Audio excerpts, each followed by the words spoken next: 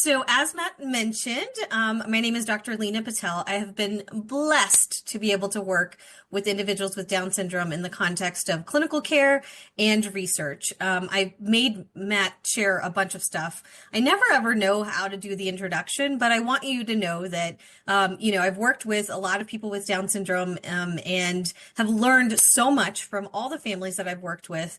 That does not mean that I know everything. Sometimes people use the word expert, but I feel like maybe an expert at figuring out how to look at behaviors, but maybe not necessarily an expert in general in Down syndrome. I will tell you, like I said, that my families have taught me so much. And so this presentation is really my way of sharing some of the knowledge that I've gathered from what's out there research-wise, which is very limited, and the work that I've done on toilet training related to research and clinical care, and then also just the challenges that have come up along the way. So my hope is that you guys leave this presentation with a whole bunch of ideas and tools, going forward.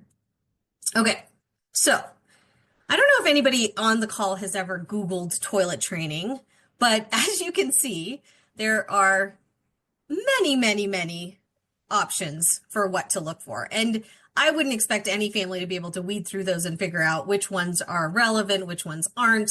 And this is just with looking at toilet training. Then if you add in and look at toilet training and Down syndrome, you still see a really horrendous number of search results that probably doesn't give you kind of like the most important pieces of information that you would need in order to be able to work with either a loved one or someone that you're working with related to toilet training. And so really, what I did early on when I started first working with individuals with Down syndrome on toilet training was I needed to really gather information about what is out there as far as the different ways in which toilet training can occur.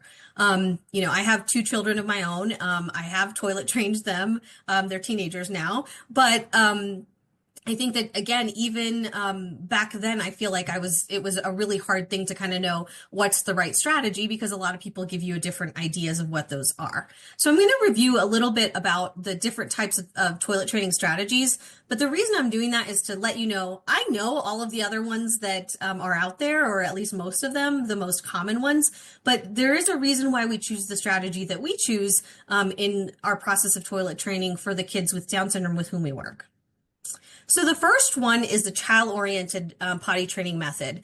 You guys will get a copy of the slide deck, so you'll have time to be able to look at these in more detail. I don't want to spend a ton of time on each of these, and I'm not going to make you read like the tiny little print, but a child-oriented potty training method is really where you are not in a rush to potty train the child, and you really kind of wait until the child seems like they're interested or more motivated. This is kind of the most common, more traditional method. The pros of this is that it doesn't really require the parent to kind of get really, really hyper-focused on toilet training. The cons are that it's not quick, right? Because we're waiting on development of specific skills for each child, and all of those skills are going to develop at a different pace. You'll see when we get to kind of the slides where we're talking about all the different specific skills you have to have in order to become toilet trained, that it's actually way more complicated than just sitting on the toilet and going.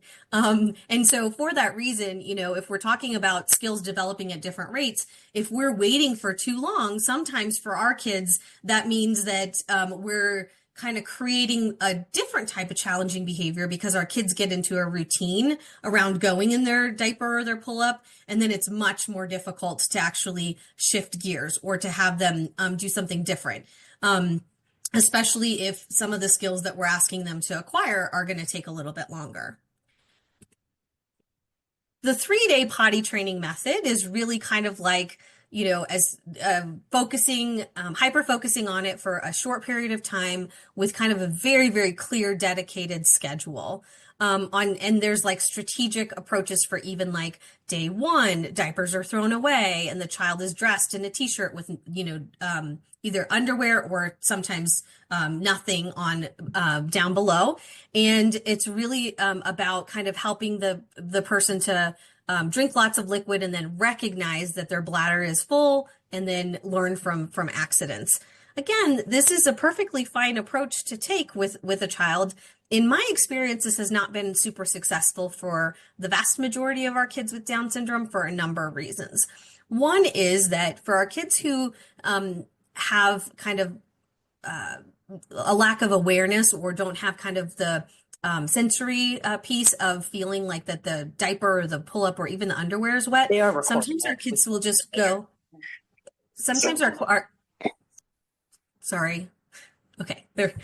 Sometimes our kids will have accidents, and it doesn't mean that they can't eventually learn from that, from having those accidents to know that they need to go. But I find that most parents, the amount of time that it takes our kids to learn this skill is longer. And so for our parents, the amount of frustration with how much cleanup it is prior to getting to the point of kind of, oh, it clicks and I understand and now I can do it, is a lot longer, which you can imagine can be quite frustrating and really not sustainable for a lot of our families who are really navigating and working on a lot of other things at the same time.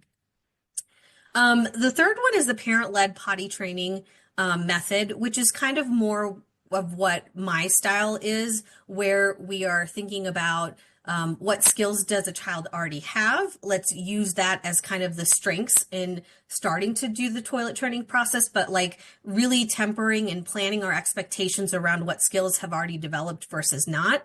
It's, taking a child on a schedule so that they can learn and make the connection around what is happening when they are on the toilet, and really balancing not taking them too often or too little so that we can have a higher success rate of actually producing something in the toilet. So that's the one that we're going to get into much more detail about during this presentation.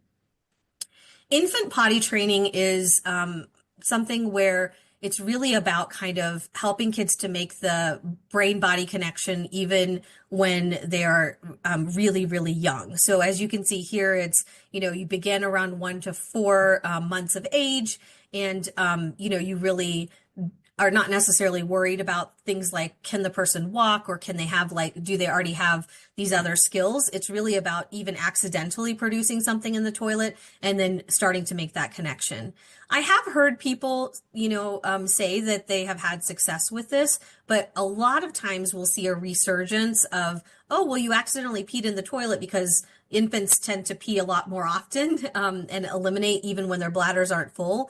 But the problem is that it doesn't necessarily connect to later toilet training because maybe the child hasn't made the full connection around that, or they have other challenges that we're going to go over that may be speed bumps or hurdles along the way. So back in, I think this was like 2022, we published an article where we basically had asked families to fill out a questionnaire related to their child with Down syndrome and how toileting, actually was going. And this was not intervention based. So we were basically just trying to say, how many of our kids really do get toilet trained, and how many of them have challenges longer term? What's the average age of becoming toilet trained? Obviously, this sample might be a little bit skewed because these are people that were coming to a Down syndrome clinic specifically for support. And so there's probably a lot of people that we maybe didn't, survey, but it kind of gave us a little bit of a sense of what we are seeing and what does it mean to be toilet trained within this specific population. So we had 137 parents or caregivers of patients complete this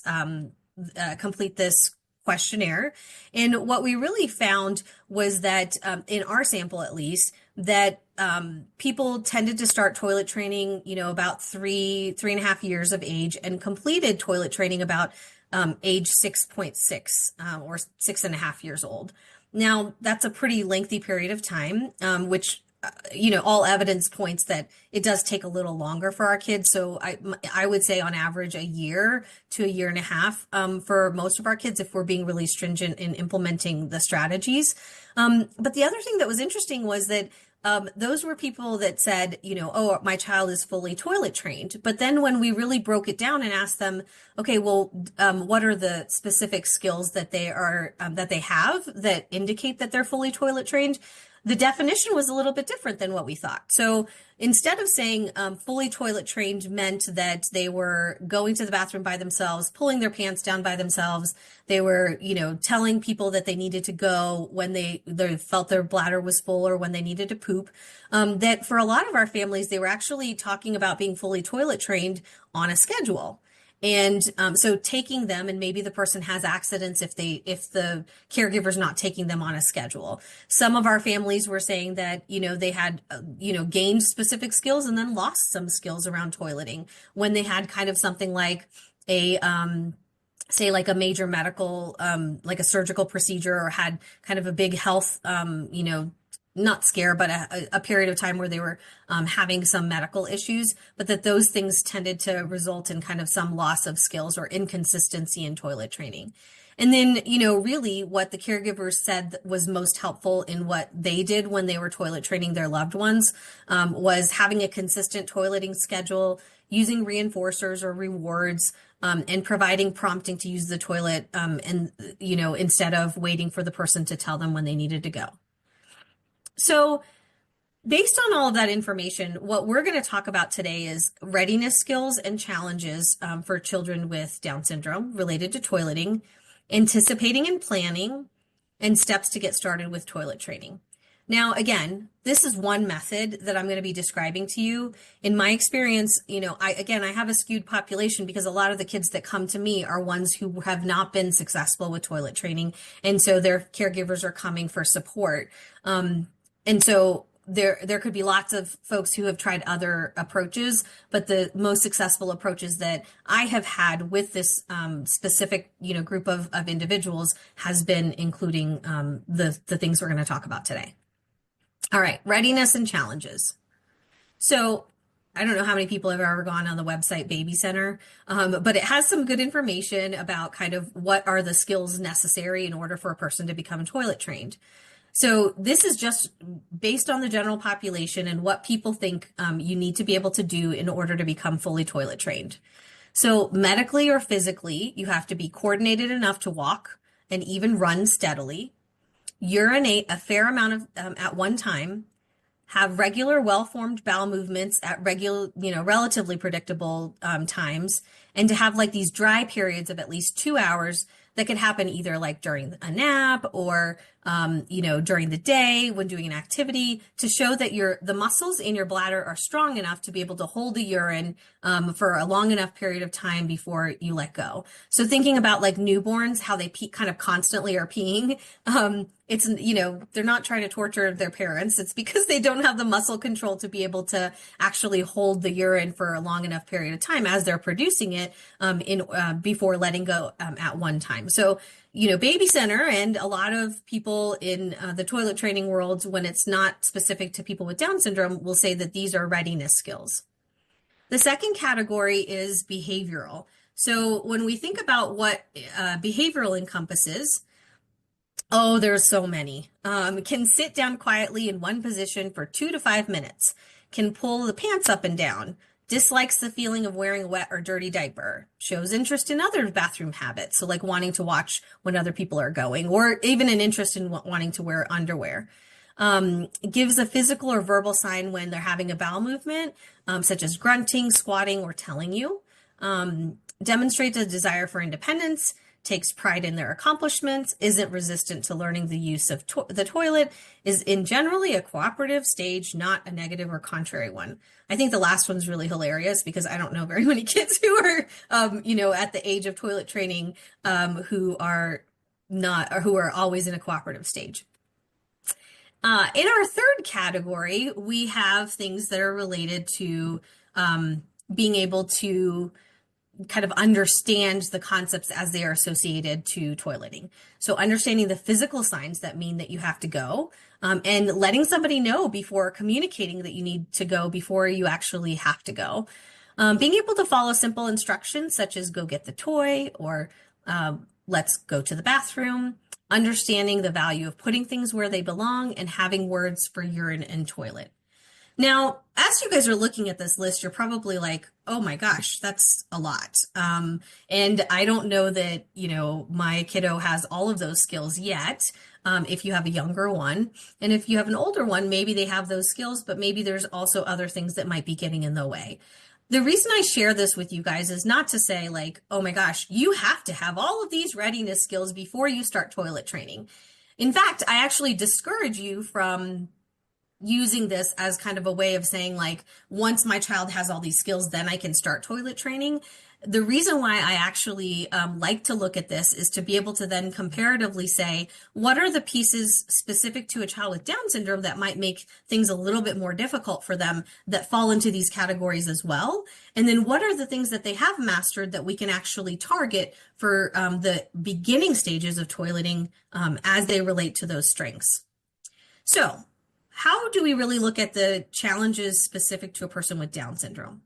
In the medical physical category, and we're going to go through all three, just like we did in the previous slide, we know that our kids have delays in motor control. So that first one on the previous slide talked about being able to walk and run, pretty steadily.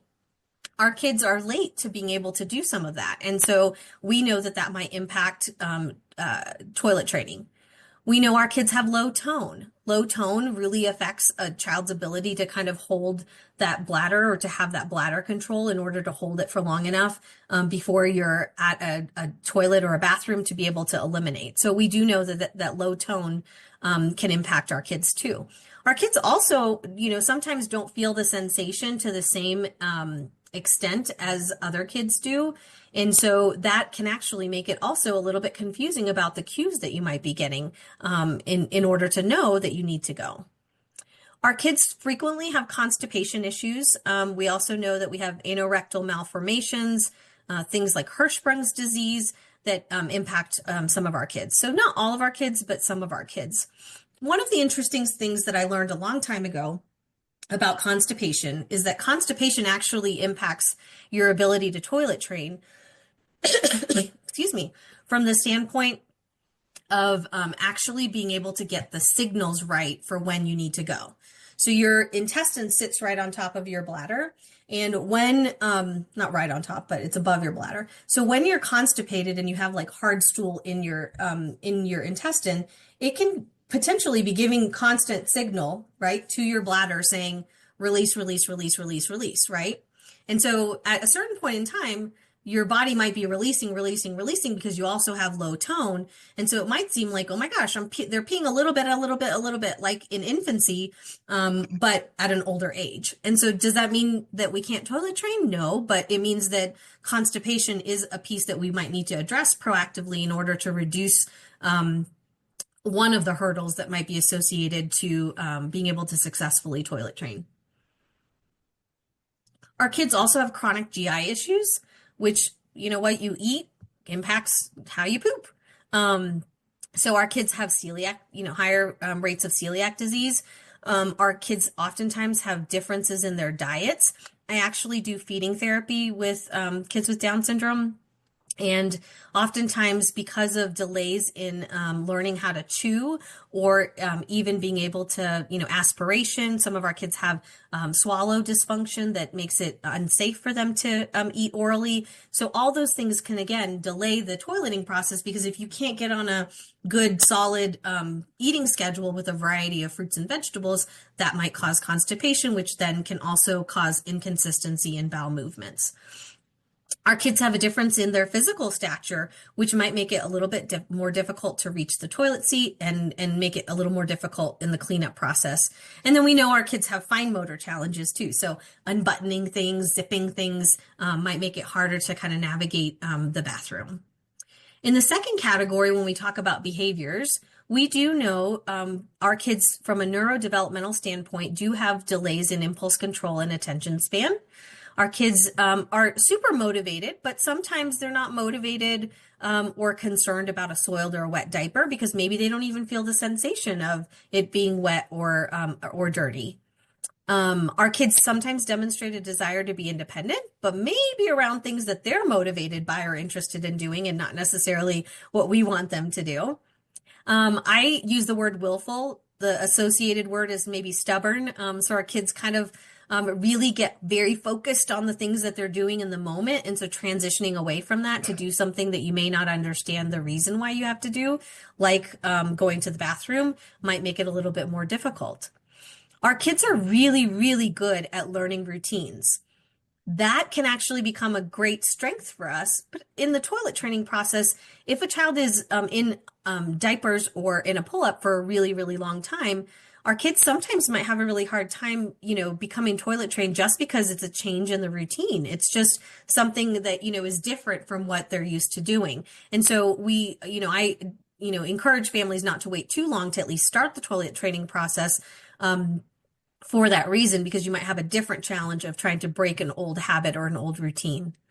Our families are working really hard and have to navigate health issues, school advocacy, therapies, all kinds of things. And so sometimes toilet training ends up, medical issues. So sometimes toilet training might take a little bit more of a back seat, or maybe it's just not appropriate to focus on that if your child is having, heart procedures or having surgical interventions at the time.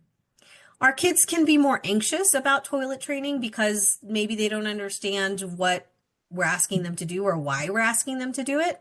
And so that can definitely impact our kids too. And then the final thing under behavior is sensory issues. I know that more oftentimes than not, sensory issues are kind of equated to kids with autism, but I actually think it's quite underdiagnosed in kids with Down syndrome. And so sensory issues might make it a little more difficult for toilet training for a number of reasons as well. And then in the last category, we like to think about what are the cognitive aspects that may impact toilet training for kids with Down syndrome. We know our kids have communication challenges, so, or maybe communication differences where maybe a child is using sign language to communicate what they need instead of, using verbal words or assistive technology. And the reason why that might be relevant is that maybe they're signing that they need to go to the bathroom and maybe the people they're with don't know that that's what they're doing, which then again kind of creates more of a challenge with the toilet training process. A lot of times our kids maybe don't understand why toileting in the potty is important. They've been going in their pull-up or diaper for a really long time, and perhaps kind of the big picture things like the social consequences of not being toilet trained or the hygiene aspects are maybe not as relevant to our kids in those moments. It doesn't mean they don't think about them, but it just means that maybe that's not something that's kind of top priority for them. And then we do know that our kids sometimes have a little bit of a harder time generalizing a skill. So that just means like being able to do the skill they've learned in more than one arena. So out in the community, at school, at home, being able to do those, go to the bathroom in those different settings. So all of these things put together create this challenge of not being able to fully toilet train as easily as we might say for a person who does not have Down syndrome, but it doesn't mean that it's impossible. The best tool that I can give you for starting a toilet training process is really around how do we prepare and really compensate for those things that I mentioned are areas of challenge. So when we're talking about those medical and physical issues, when we're talking about the behavioral aspects, when we're talking about the cognitive and communication pieces, how can we proactively prepare for addressing those things depending on, what our individual child needs, so that when we're actually doing the toilet training process, we're overcoming those rather than feeling stuck by them. Now, as you guys know, every single person with Down syndrome is different from the next. And so I really encourage you guys to think about, what are on that readiness skill list, and then the challenges for a person with Down syndrome is really look at that and say, what are the specific aspects for those in those three areas for the child, for my child or the person that I'm taking care of, and then going from there, right? So if I can identify the proactive strategies that I need to implement, it's going to help me to prepare and then have more success with toilet training. So the first thing I always say is anticipating and planning. So that first column we had was medical and physical issues. So what are the things we can do to address that? The first thing we can do is we want to address constipation. the way in which we address constipation is really to talk to your primary care physician or your pediatrician about it first. And the reason why I encourage that is because they will be able to actually help you determine whether or not your child is constipated. Interestingly enough, if a child has skipped a day of poop, there's a chance that they're constipated. So if you're pooping every day or multiple times a day, you're probably good. You're golden. But what we actually know is that you can still be impacted with kind of hard stool in the intestine, even if a child is still pooping every day. So it is important to, talk to your primary care doctor. And what they'll do is they'll recommend something called a flat plate of your abdomen, or your child's abdomen. And it's basically just an x-ray, of the abdomen to see if there's stool backed up, in the intestine. And then if that is an issue, then they can, suggest a clean out, if necessary. So we also want to think about proactive strategies to remain constipation free. So, variations in diet, fruits and vegetables. A lot of our families use Miralax. I know that it's highly controversial and that a lot of families, have concerns about kind of long-term ramifications of using it. And so what I would say is there are other alternatives for helping to make sure that a child is, able to remain constipation free, using fruit juices, using other more natural products to be able to remain constipation free. But if you're constipation free, then you're going to be able to more consistently understand when a person might have a bowel movement. And then also to address that issue I was saying before about, the signaling that goes to the bladder as well, so that the person is not getting kind of mixed signals about whether they really need to go or not. To address the physical challenges, we really think about posture and position on the toilet. So families will ask me all the time, do you use the potty on the ground or do you use potty on, a regular potty with an insert? And honestly, I really say that it's dependent on the kid. But you do want their legs to comfortably rest on a stool with the knees slightly above the hips. That's kind of the most natural elimination position. So that's an important piece. Some of our kids are more comfortable and less anxious sitting on the floor. But if we're starting toilet training at a later age, then from a size standpoint, that might not be appropriate. And so there are inserts that you can use too, and I'll show you some examples. Clothing should be easy to pull off and on. So again, I'm a big proponent of helping kids to be as independent as possible. If that's not feasible, then that's okay. But helping a child to be able to wear clothing that's easy to pull off and on is going to make it easier for them to go initiate if they need to go, even when you haven't cued them or prompted them to go. Whichever type of seat you use should provide confidence and stability. Some people use flushable wipes, and that can be helpful. Because our kids sometimes have a harder time reaching and fully cleaning, and so flushable wipes might be helpful. But some kids actually have sensory issues related to the wetness, so it's again going to be kid specific. So these are, again, I'm not telling you go do every single one of these things. I want you to be able to determine what things might be impacting your child or the person you're taking care of, and then being able to kind of say, okay, well, I want to make sure that I start putting them in pants that can pull on and off easily, if that's something that has been a challenge in the past. So here are a couple of different styles of potties. I actually really like this one in the top left because it can, it takes up a lot of space, but the little foot place to put your feet can actually adjust and move up and down based on kind of as the child grows. So I do like that from the standpoint of it provides a lot of stability, and it kind of allows kids to climb up on it at their more independently. And then for some of our kids who have a really hard time sitting on the toilet for an appropriate amount of time to eliminate, it actually kind of gets a little bit more challenging to get off. I never want any parent to hold their child on the toilet like you're staying here. So the only strategy we have to kind of help kids to stay on the toilet a little bit longer is to make it a little more challenging to get down by yourself. So I do find that has been helpful from that standpoint too. How do we address that second column of behaviors? So one is we address impulse control and attention span by using things like visual timers to tell the child how long they have to sit. Some kids will be fine with sitting. Some kids have a really hard time with sitting.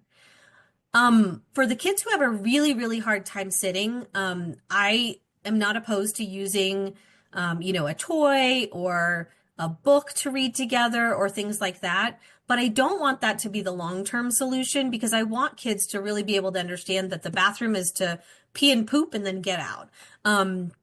So my preference for helping kids to sit longer in order to maybe even accidentally get them to a point where they might empty in the toilet is to use a visual timer. So you'll see this little timer on the left with a duck. It's an app called the Children's Countdown app. It's free on an iPhone and an Android. And basically, what happens is you set the time and then a picture gets revealed in the amount of time that you have set. So if it's set for 1 minute, then the picture is completely revealed and it makes a fun noise and spins when that minute is over. If it's 2 minutes, then it does that within a 2-minute time span. It sometimes can be a good distractor, and it helps kids to know exactly how long they have to sit until they can get up.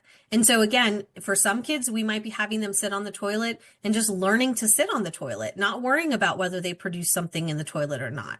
And then once they get really good at sitting for, 2 to 3 minutes, then, one, they might have accidentally peed in the toilet already, so you get to praise them. And if they haven't, then we can kind of still work on the next step, which might be now actually producing something in the toilet and timing that well.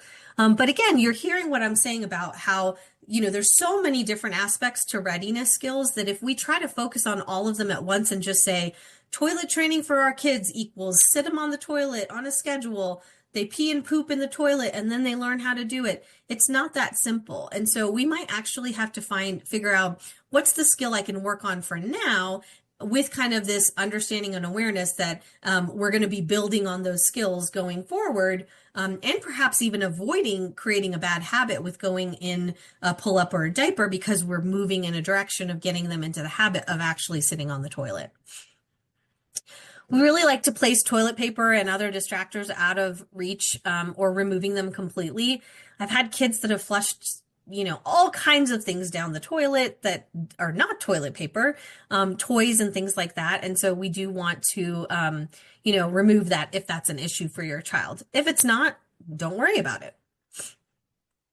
Utilizing a motivating toy or book that your child only gets to have when they're going potty can be a great motivator. Again, I'm not a fan of always having to have a reward in that sense, but maybe, to help them to sit at first until they get used to it, will allow that person to be more motivated to sit on the potty. Now, important to note, like I said on this bullet, that whatever the motivating toy or book is, you want to only allow them access to that when they're sitting on the potty. Because if it's a toy they play with all the time, it's not going to be motivating for them related to the toilet or sitting on the potty because they know, our kids are super smart. They know that they can have access to it at other times. Planning for behavior can also mean using something called first then directives. I'm not sure how many of you have heard of first then directives, but it's really just a simple direction that allows a child to know what's going to come next after they have to do the thing that maybe is less motivating or less appealing. So in the context of toileting, we might see in this bottom left-hand corner, first go potty, and then you can go back to playing with your blocks. First, wash your hands, then you can play with your truck, whatever it is. But the idea is the first thing is the thing that's maybe a little bit more challenging, and the then is the part that might be a little more motivating for them to get back to. There's a whole talk that I could actually do on behaviors in general. And in the talk that I typically do, I do review and go over the neurodevelopmental profile of an individual with Down syndrome and how that actually impacts kind of being able to make decisions and how to understand consequences to behaviors and being able to kind of think about what's next, like those things that I talk about in that. But what this first then is really to be able to say, you're gonna be able to get back to the thing that you really want to do. We just have to do this thing first. If a child's already playing, we really encourage like putting your hand on the toy and saying, first, let's go potty, and then you can come back to play. Even though it sounds silly, a lot of times our kids kind of feel like if they have to move away from something that they're motivated by or they're enjoying, that they're never going to be able to come back to it. And so sometimes it's just a matter of going like, real quick, let's go potty first, and then you can come back to play. The other strategy for addressing motivation is using a roadmap. This is actually a very specific example of a kiddo that I worked with, and she actually was doing really great with daytime potty training, and at night she was able to hold it, but in the morning when she woke up, she would stay laying in the bed, end up having an accident in her pull-up, and then, the family was like, how do we get her to get up and go to the bathroom because she's doing it during the day, but she just won't get up and go, not in the middle of the night even, but right when she wakes up. And so one of the most motivating things for her was her dad walking her to the bus. And so what we ended up doing was we made this real visual roadmap where it shows that if she had a wet pull-up, then dad wouldn't walk her to the bus. If she had a dry pull-up, then dad would walk her to the bus. So, it took us a little bit to get her into the routine of understanding this, but because that was so motivating for her, she was actually getting up and going to the bathroom and then having a dry pull-up so much more easily. Now, I'm not going to tell you that every single story is like that, right? Every person has some different aspect that they're dealing with or that a new problem that arises, but this is just one tool that you could use to help kids to understand what is the natural consequence that will happen, or what's the consequence that's going to happen if you choose this versus this. Another thing to, when we're talking about planning for behavior is addressing an old routine. So remember how I was saying, like, if a child has been in pull-ups for a really long time, it's really hard to kind of break away from the habit of this always being what I do. And so we want to encourage incorporation of toileting into the routine using something like a visual schedule. So we basically have a visual schedule, but we add the little toileting icon into it. I have a kiddo I'm working with right now who is 7 years old, and he communicates sometimes using sign, but not a lot. And one of the things that he has been a huge strength of his has actually been learning and maintaining new routines.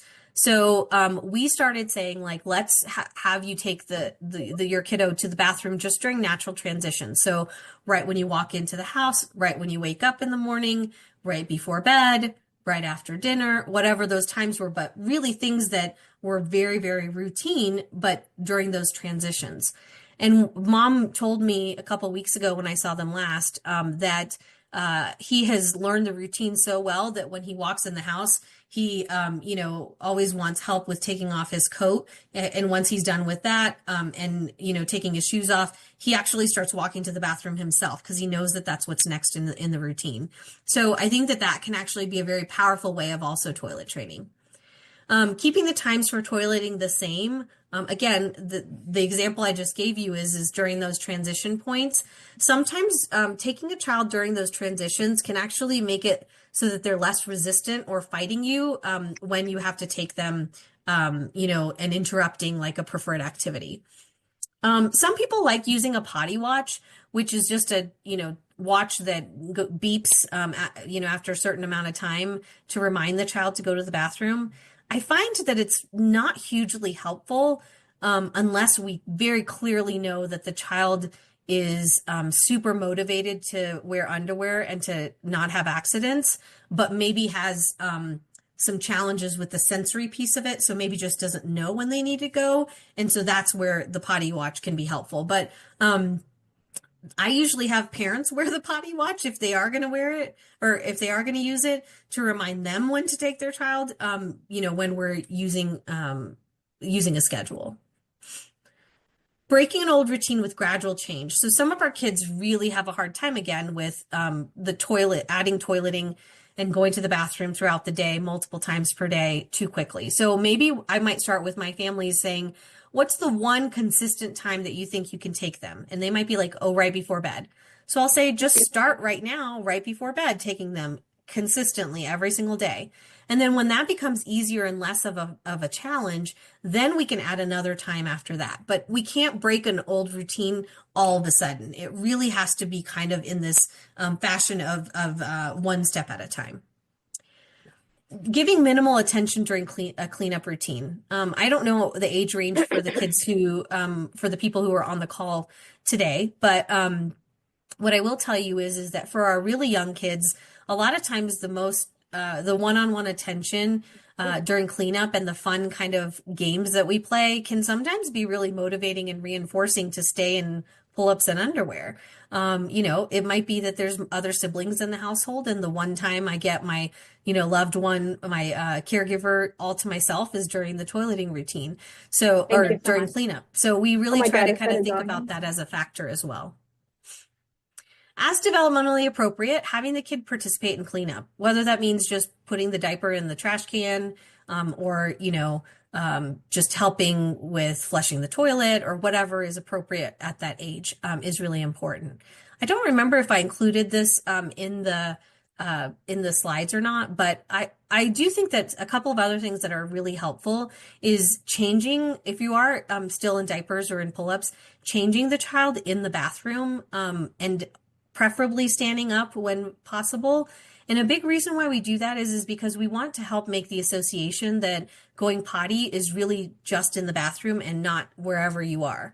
And so again, that's that third column of cognition, which I think I actually will get to in a later slide. To address parental readiness, I really encourage you to ask yourself, why am I doing this now? There's been plenty of families who've come to me and said, we absolutely have to tackle toilet training because it actually will prevent them from being in an inclusive environment at school, if they are not toilet trained. And that is a perfectly reasonable, reason to want to do it. But to me, sometimes that can be more challenging if a parent still feels like their kids are just really struggling, and maybe that they're not ready to be fully toilet trained, but they're willing to work on some steps in the right direction. And if we push our kids too hard, too fast, like if we're taking them every 15 minutes to the bathroom, our kids are just more likely to start refusing completely, right? So not even being willing to go to the bathroom, flopping to the ground, because one, they don't understand why they have to go to the bathroom. Two, they're going constantly. And so if you don't make that connection, it just feels like a parent directive that, you don't want to do. Do I have the time to give this my full attention? It's an important question because it is a long process for our kids. Generally, how do I approach teaching new skills to my child? Do I get nervous even before starting? Our kids are beacons for our emotional reaction to situations. In fact, from a neurodevelopmental standpoint, our kids actually process our facial expressions and our emotions more quickly than they process the words that we're saying. So if we're coming into a situation like, oh God, I don't know how this is going to go, our kids will read that, and then that'll actually change how they behave too. So, that doesn't mean that you're not allowed to be anxious. It just means, what do you need to do to kind of prepare yourself so that your anxiety doesn't get in the way of your child being able to kind of move forward with that.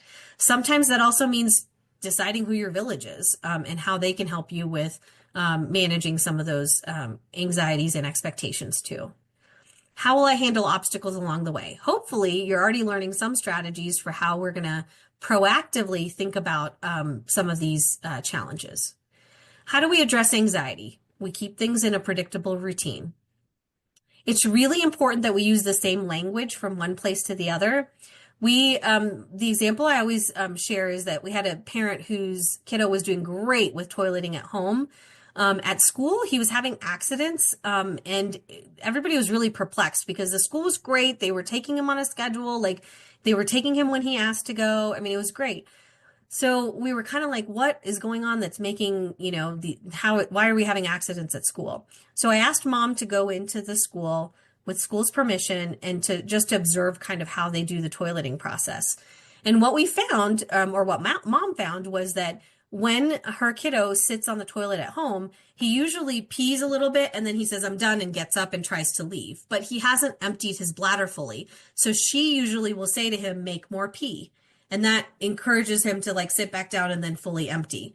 This is why he wasn't having accidents at home. At school, they didn't know that mom was saying, having him do what we call double voiding or sitting twice. And so that's why he was having accidents, because he would go a little bit and then he'd be like, yeah, I'm done. And then he would go back into the classroom and, he hadn't emptied fully. And then that resulted in him having an accident. So using the same language can be really powerful. Don't push your child to do a step they're not ready for. I know that that can be really frustrating, but my experience has been our kids remember their challenging experiences so stringently that it is really hard to come back from a negative experience. And so our kids are going to push back harder if they have a negative experience, and then we're trying to kind of undo it later. Giving choices can be a really powerful way of helping our kids feel like they're a part of the process. It reduces their anxiety and helps them to feel somewhat more in control. So giving choices doesn't mean, do you want to go to the bathroom or do you want to stay here? It's not like that. We use adult-directed choices, which means that the outcome is still what we want it to be, but we're embedding a choice in there. So it might be, do you want to bear crawl to the bathroom, or do you want to hop to the bathroom? Do you want to, do you want me to come with you, or do you want to go by yourself, right? Like, so depending on the child's age and developmental level, like embedding those choices can just help kids feel a little bit more like they have a say in the process and make them more flexible. And then slow and steady wins the race. I'm looking at my time and I'm going to speed up a little bit. So planning for behaviors related to sensory issues. So keeping the bathroom quiet, avoiding toilets that automatically flush. I have never met a kid, whether they have Down syndrome or not, who hasn't been scared of the automatic flushing toilets in public at some point.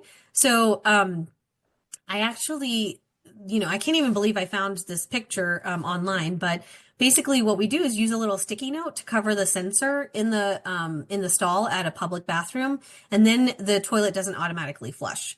And so if that's a challenge for your kiddo, then that can be a great way to help build confidence in going to the bathroom and generalizing that skill in a public setting without kind of that anxiety or fear or sensory issue impairing the progress. For home toilets, you might need a different toilet seat depending on comfort, if it's too cold, too hot, like any of those things. As I mentioned before, wipes can be good or bad. And then I actually have a lot of kids who find potpourri very noxious. And so, again, that's not every single person, but if that's an issue for your kiddo, then being aware of that and planning ahead. So that third column we talked about was cognition. How do we address communication? We use a visual schedule, and photos are best if the child has a hard time understanding like the drawings. Usually you can work with your speech language pathologist in order to help you better understand or to determine like what type of picture or drawing or what communication strategy you have to use in a schedule. Some kids even just need an object. So if you hand them a diaper, it means it's time to go to the bathroom. It just, again, depends on developmental status. And the easiest way to figure that out is to work with your speech language pathologist. When you say it's time for the potty, you can sign potty to help create an association. Here's my example of the communication challenge that, ended up happening with one of our kiddos. So he was a kiddo who was doing really well with potty training, but he was one of those kids who would stick things down the toilet, and he communicated with sign language. So when he needed to go to the potty, we discovered this later, he was doing a really great job of going to the bathroom when the parents were taking him. He really had all of that down. Then he started walking to the bathroom door, which was locked because they didn't want him sticking things down the toilet and causing thousands of dollars of damage to their plumbing. So they had the door locked, but he would stand in front of the door and sign potty. Unfortunately, nobody was like right there seeing him doing that. And so, he was having accidents and he wasn't able to go. And so we had to come up with, a problem solving strategy where we could keep the door locked for now, but also a way for him to communicate to his caregivers that he needed to go so they could let him in and he could go to the bathroom. Putting things down the toilet it wasn't that we weren't going to address it. It was just that in the moment, it was not the primary thing we were addressing. Start using those first then directives in general, just to get our kids used to hearing them, and then we can use them in the context of going potty. There are things called social stories. It's basically like an instruction manual in the first person perspective that tells a child ahead of time, like what we're going to be doing. So for some kids, a social story is a great place to start to help our kids to understand what we're about to start doing and why we do it and things like that. And so reviewing that, on a nightly basis or, at bedtime can be a really great tool to use too. To address generalization, if we have visuals that we're using in one setting, I really encourage use of those same visuals in other settings too. I also think it's really important to help explain to others why it's important to maintain a routine. So really talking to other people that, help take care of your child or who might be interacting with your child or supporting them in therapies or whatnot to know kind of why it's so important to maintain that routine. Share the same tools, share the same language across those settings. So then, I actually have this tool that I'll send to you guys. It's not a tool, it's just like a handout. But it kind of walks you through these slides, but in a handout format where you can kind of create your own toileting plan for your child. And so this last section I'm going to go through is just kind of a snapshot of what that would look like. So when we talk about doing our steps to toilet training, the first thing we do is we build our toolbox. So when we look at those readiness skills for our kids, we might say, okay, I'm going to get a visual schedule. I'm going to get the right potty. I'm going to have a visual timer. I'm going to get wet wipes if that's pertinent to your child's too. But whatever is going to be relevant for your kiddo based on the things that might be a little bit harder for your kiddo, those are the tools that we're going to prepare first. Then I really suggest that it's important to know whether the child is able to hold their urine or not. So I actually ask families to track when pants are wet, dry, or soiled at 15-minute intervals from the time that they wake up to the time they go to bed for at least 3 days. The reason why I ask families to do that is to be able to just see a pattern, like are they dry, dry, dry, dry, dry, where like it starts to look like they're able to hold it for like an hour, or is it like all over the place and it's just wet, and dry and wet and soiled and there's no pattern to it. If there's no pattern, more likely than not, that means that bladder control has not been well established, or it could be that there's something else going on medically that we want to, take into consideration and not set our kid up for failure if they're not even able to hold their bladder. If they are able to hold their bladder, then it's going to give us a better indication of what type of a schedule we're going to take them on. So I can send this too, but it's just, I don't ask families to start charting at 5 a.m. I just wrote it that way. But it's basically when the child wakes up and until they go to bed that we're tracking this piece. Then what we say is based on the data, let's create a schedule. For some families, it means just taking the child to the bathroom during natural transitions, especially if there's no pattern in when they go. But for some kids, if they're able to hold it for 2 hours, maybe I'm going to take them every 90 minutes because then I have a higher chance that I'm going to catch them when their bladder is full or at least more full, and higher likelihood of even accidentally peeing in the toilet. I also really encourage families to pick like a 3 to 4 week time span where you don't have major events or vacations. This doesn't mean you can't go on vacation, but it's really, really hard to be thinking about potty training or even finding a toilet at the right times. It just becomes so stressful if it's on vacation or if it's, when someone's having a major medical procedure or whatnot. So really, I think that it's important to kind of just think about when might we have time to really tackle this, more intensely. And then we really want you to identify your child's strengths, your family strengths, and who are the people around you that can help you with this process. It really, really does take a village. And if everybody's on the same page, we actually can decrease the amount of time it takes to become fully toilet trained because we're all doing the same thing. And then step 6 is try it out. Once we have a clear plan, we want to try it out so we know, what we're dealing with and what, where we need to troubleshoot and where we need to maybe modify things because our kids are ever changing. So if I had to kind of give you a couple of quick tips or things to kind of keep at the forefront of your mind, the things I would say is have your child sit for 2 to 4 minutes if you're able to, or work your way up to that. If your child can't tolerate sitting that long, start out with smaller increments and use that visual timer to build it up. Rewards should be given after toilet training and not during, just because it creates a distraction. And when I say reward, I don't mean like a piece of candy or a toy or something like that. I really mean being able to transition to a preferred activity or something that's more enjoyable or just whatever's next on their schedule. If your child has an accident, minimize eye contact, talking, and facial expressions during the cleanup process so you don't accidentally reinforce that. I also say our kids are trying the best they can with the tools that they have. So getting mad at them if they have an accident is not going to necessarily change kind of any of the things going forward. Have your child participate in the cleanup when it's developmentally appropriate. So not all of our kids are going to be able to help at the same level, but I think that that's a really good tool for working towards independence. And then the best tip I can give you is slow and steady wins the race. Build on successes rather than trying to undo stress and anxiety that a child experiences when we go too fast within that process. Just a couple of frequently asked questions, and I'm going to save time for your questions. So a lot of times people will ask me, should I only worry about toilet training when all the readiness skills are in place and the challenges have resolved? The answer you should be saying to yourself is no. There are many, many steps and many, many skills in the toilet training process. So start with the skills that you know that your child has acquired and then build on those. If you have a child who, is able to, sit on the potty, have them start sitting on the potty. Don't worry about emptying or, peeing if their bladder is not in control yet or if they don't have good tone yet.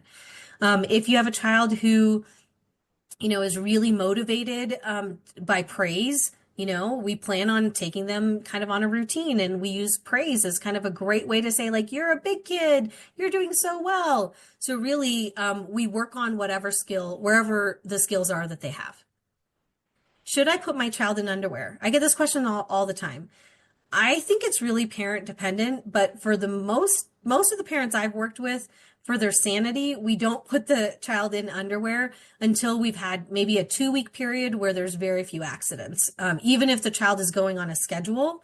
And the reason for that is because the whole idea behind putting somebody in underwear from the beginning in general potty training is to say, like, well, they'll feel the sensation of it being wet and it'll result in them, tightening up and then running to the bathroom.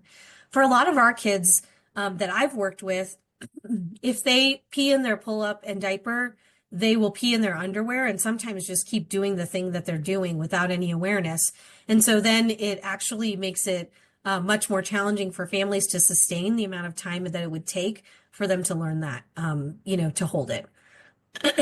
How long is this going to take?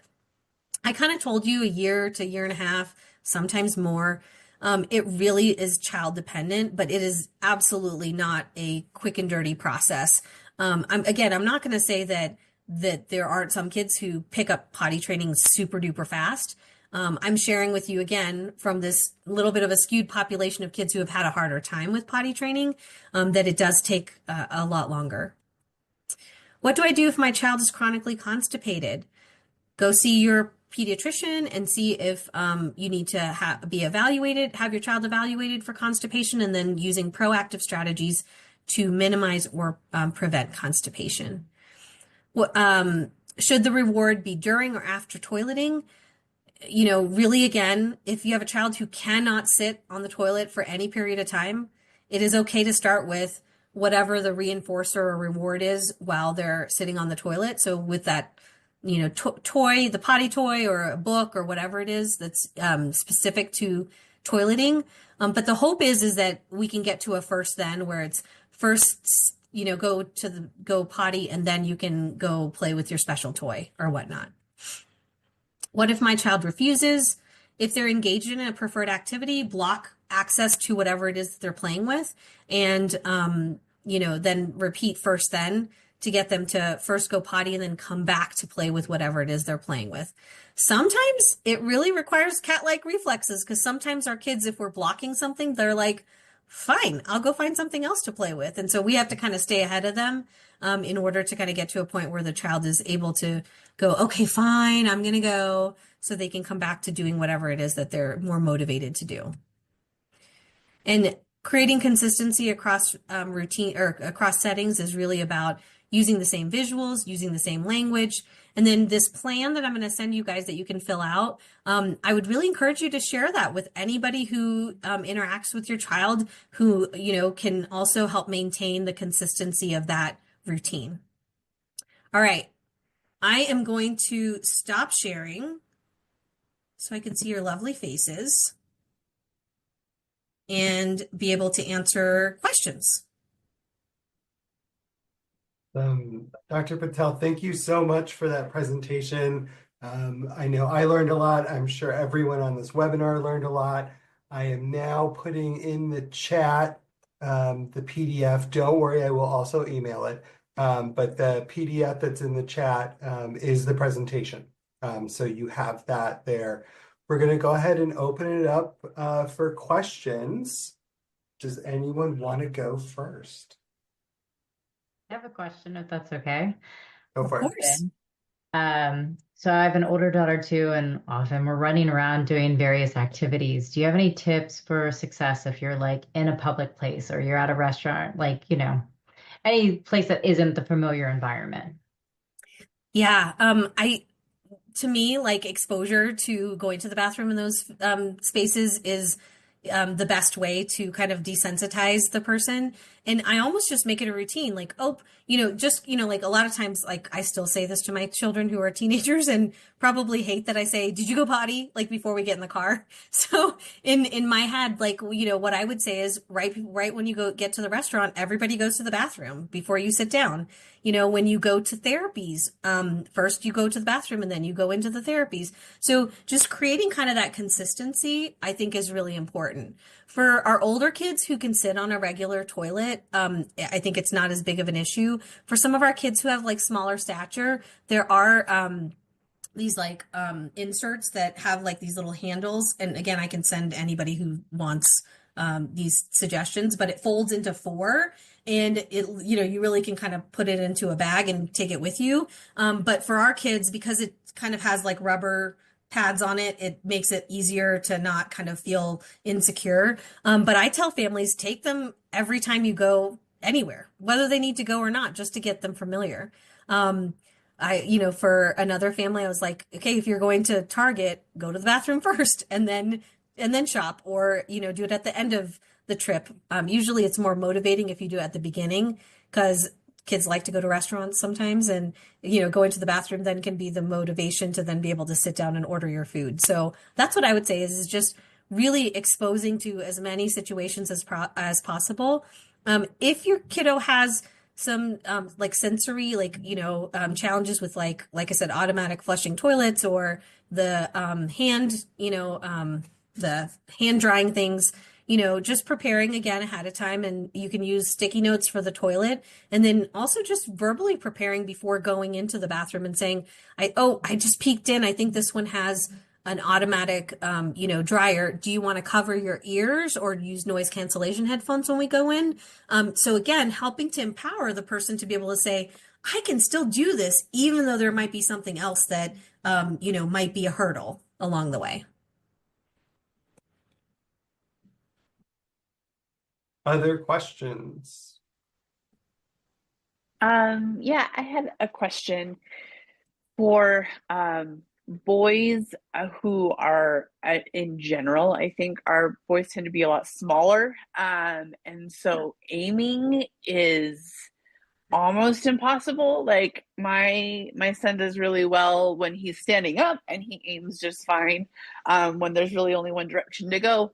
but when sitting, it's so hard. And so, I've taken to like maybe just putting toilet paper to cover, and he like just pees on the toilet paper or whatever it is. So that piece, and then along with that too, how do you encourage like that, just releasing and getting to like that point where you're fully releasing all the urine you've got?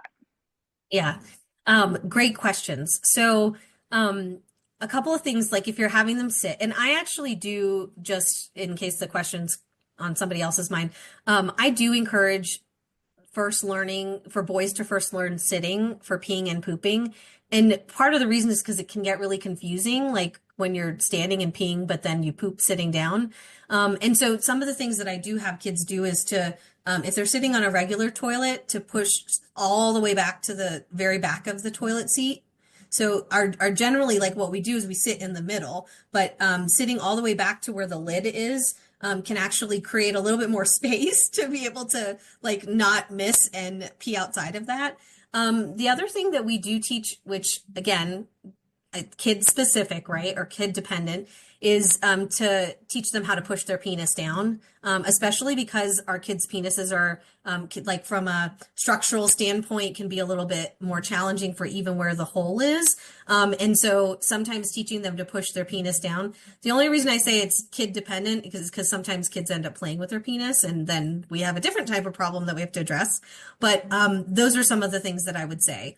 The other thing is you can have them sit backwards on the toilet, which I know sounds kind of weird, but that's again another way to like help make it so that they're not peeing outside of the toilet and onto the floor. And then remind me your second question. Sorry. Second question is just to let those muscles go and allow for a full pee. Yep.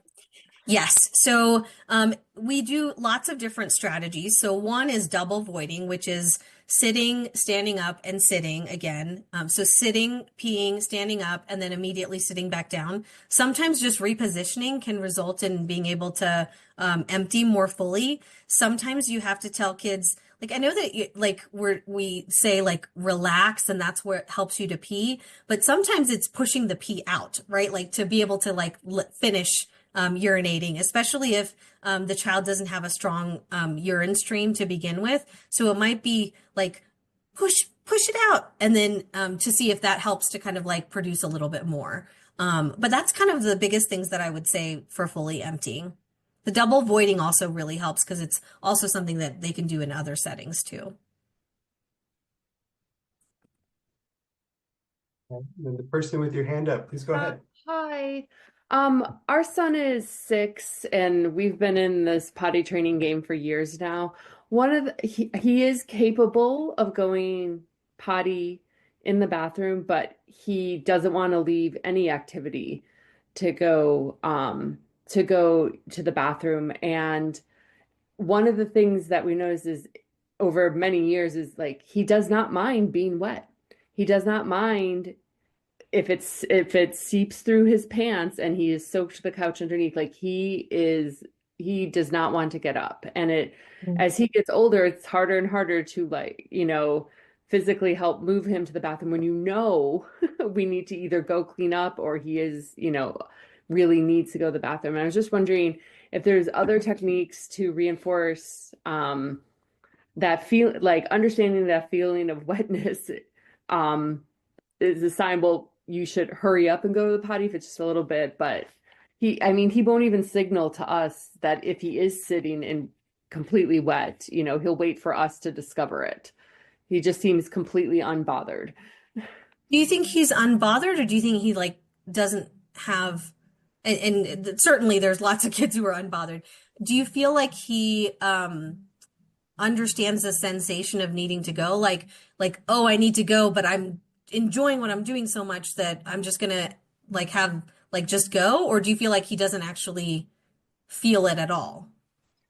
I think he's unbothered because we have glimmers where he indicates he needs to go to the bathroom. I mean, they are far apart, but like the fact that they exist indicates like he does know, he just does not want to use the bathroom. We have done things of putting like the underwear within the pull-up so that it would, that feeling should be right there. Because, sometimes diapers and pull-ups, they're Absorb too well. Yeah. they're designed differently, and he just did not care. Even, and as I said, it's soaked through pants, it's soaked through couches, rugs, like Yeah. we've been in full cleanup mode for many years now. It just no interest. And like it doesn't even matter if it's like not something he even really enjoys doing. He just doesn't want to get up and go to the bathroom. Yeah.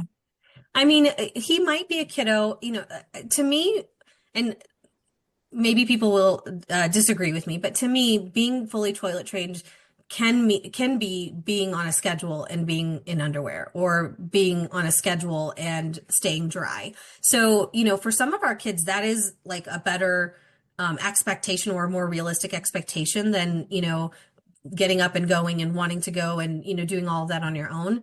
So, that doesn't mean that I think that, I don't know your kiddo. So it doesn't mean that he won't get to a point where he's more aware, but because his motivation is really low, it's almost like we have to think about how can we motivate him just to go when you're asking him to go, as a starting point. So to me, like, one of the strategies we can oftentimes use is a token system. So like, basically, like, and I can, I'll share my contact information. Well, Matt has it, but Matt, you are welcome to share my contact information with everybody on the call if they have a direct question, so I can send resources to, in addition to what I'm going to send to the whole group. But a token system is basically like, I mean, you may know what it is, but it's like 5 spaces, and then you're working towards something that is motivating that you may not have access to otherwise. So each time you go to the bathroom without a fuss, you get a token. Next time you get a token. Next time you get a token. And so it might be like that you don't earn this reward until like 2 hours later or 3 hours later. But the idea is that a child can see that they're working towards and getting, find motivation in actually getting up to go for that specific reward that they don't get otherwise. Does that make sense? Yeah, I know school and some of our private therapies use token systems with varying success. And so it might be that it's, I mean, and usually the reason why token systems don't work is if we don't start with like high frequency of rewarding. So like maybe it's like, every time he goes, like, and we're taking him every 30, like not every 30 minutes, but every hour, then if we're not consistently rewarding him every hour for going without putting up a fuss, then he doesn't get to earn that item. And so sometimes if we're waiting too long, then kids give up before they even have the opportunity to kind of go, oh, I get it. I have to do this. And then if I do it 5 times, then I get the reward. So to me, like, it's really more of a matter of like, is the reward rewarding enough? And is the frequency by which we're rewarding fast enough that your kiddo stays motivated? Thank you. Yeah. The only other thing I would tell you is can you plan the potting during natural transitions? So when he gets home from school, like, or right before dinner, like when the next thing is motivating, but like it becomes a part of the routine versus like an interruption of a preferred activity. I mean, I know that sometimes kids like after school are playing for quite a while and it's hard to interrupt them, but if you already are making them go right, right when they get home, then, maybe you have that 2 hour window of being able to hold it before they're going again, prior to the next transition to a preferred activity. So sometimes that can, just doing it during natural transitions can kind of lessen the fight. Hi, I have a question. Yes. So this is my name is Fernanda. So I have an 8-year-old, soon to be 9 in March, and we're still very much in the deep throes of potty training. And very much like the person who was just talking, my son is completely unbothered. I have the theory that he has very low muscle tone, and therefore he doesn't really feel it as much as someone else. He has a very like high, tolerance for pain, and so that also tells me that the same feeling that most of us have, he just doesn't have that. Mm-hmm. He can be soiled, wet, and there's like zero awareness. Yeah. So, we're trying to do that, put him in the potty at predictable times, and he does void. If we get him on a good day, he'll poop in the toilet. But even when that happens, he just seems completely unaware that that's what he actually just did. And, we Yeah. sing and we applaud and I praise him and I do a little like song and dance. um, and they're trying to do something similar in school. But one Hmm. of the things they told me that they were going to be doing is that whenever he does soil his diaper, that they're going to say to him, Carmelo, this is yucky. Um, we don't go poo poo in our diaper or, whatever. He doesn't often go poop at school, but it happens sometimes. Hmm. And you mentioned that there shouldn't be a lot of conversation or really eye contact during the cleanup process. Like, what's your take on that? Yeah. So, and he's older. You said he's 8. A. Mm-hmm. Yeah. Yeah. So, the eye contact and like not engaging a lot is mostly for like younger kids. And the reason is Gotcha. because what do we typically do? We like play with them while they're laying down and like, kind of make a big deal out of it. The Mm-hmm. piece of what you're sharing with me that I'm not super excited about is he doesn't, I mean, I don't know your kiddo, but typically our kids are not like, hey, I'm doing this because I like being gross. Like, I mean, if they're like, Yeah. that's disgusting, that doesn't have any meaning to him because he doesn't feel it in the same way, right? Like, I mean, think about how huge of a challenge it is for our kids. If they don't feel it, that's one of the primary ways that kids become toilet trained, right? Like, that's not that, I mean, that's how they know, like, oh, I don't like this feeling, so I'm not going to do it, right? It's kind of like a punishment without punishing the person, right? Um, Right. a natural consequence. And so to me, the only part that I don't like is that if I'm hearing you correctly, like, he doesn't have like a physical awareness of the sensation. And if that's the case, then saying it's disgusting is not going to actually change anything for him, in my opinion. I agree with you. And I was a little bit kind of like when they sent me that that's what they were going to be doing. I was kind of like, because we don't do that at home. We Yeah, I just mean, go, we get cleaned up and we sort of move on, right? yeah, and to me, it's like, kind of keeping the focus on like, I mean, if they wanted to say something like, oh, poop goes in the potty, right? Like, or, we pee in the potty, just kind of as like a statement without it being a shaming thing. Like, Mm-hmm. when you're going to change, you're gonna be in the bathroom. So it's an opportunity to kind of help make that association. To me, that's a learning piece versus a shaming piece. Okay. Yeah. Yeah. Okay. I'm going to. So it's kind of like, how do I feel about that? Yeah. Yeah. But yeah, I I feel mean, like it's, yeah, go ahead. I Go feel ahead. like lots of people have good intentions. Like I can Yeah. understand that I mean, I don't know that, your school, but most of the time I feel like I try to give people the benefit of the doubt because they're like trying to come up with creative things. And sometimes And they even with are, and schools I they are. consult with, I'm like, ooh, bad idea. And it's schools that I've worked with for a really long time. So I think And that, he's the first child they've ever had there that yeah, it's not potty trained because he's in gen ed and I'm fairly certain he's the first child with Down syndrome to yeah, be. So it's challenging for them, but they're trying. And yeah, yeah.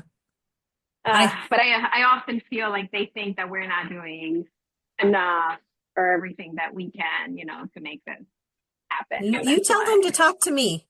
okay, You tell them to talk to me. I'm I like, it's consult not with as so many easy as schools. you think. I worked with one special education teacher who had a few kids with Down syndrome in her classroom, but she was like, I've been a teacher for 30 years, and I know what I'm doing with potty training.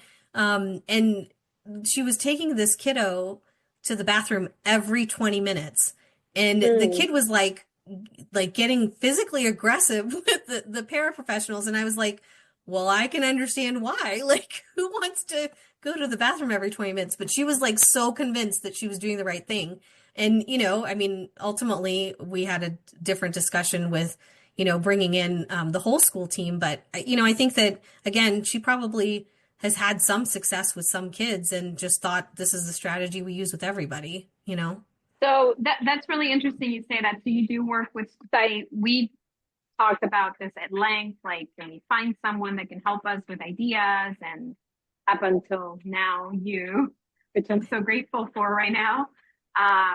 We haven't really been able to find anyone who would be able to give us more guidance and help. And I've learned a lot today, so I'm very grateful for that. But even if we can have someone consult with you, I mean, I'm sure obviously they'll pay for your time. So if there's an opportunity for that, I would absolutely love that. We have our IEP coming up soon, and I would like to get that added on there and be like, here's some information of someone you can contact.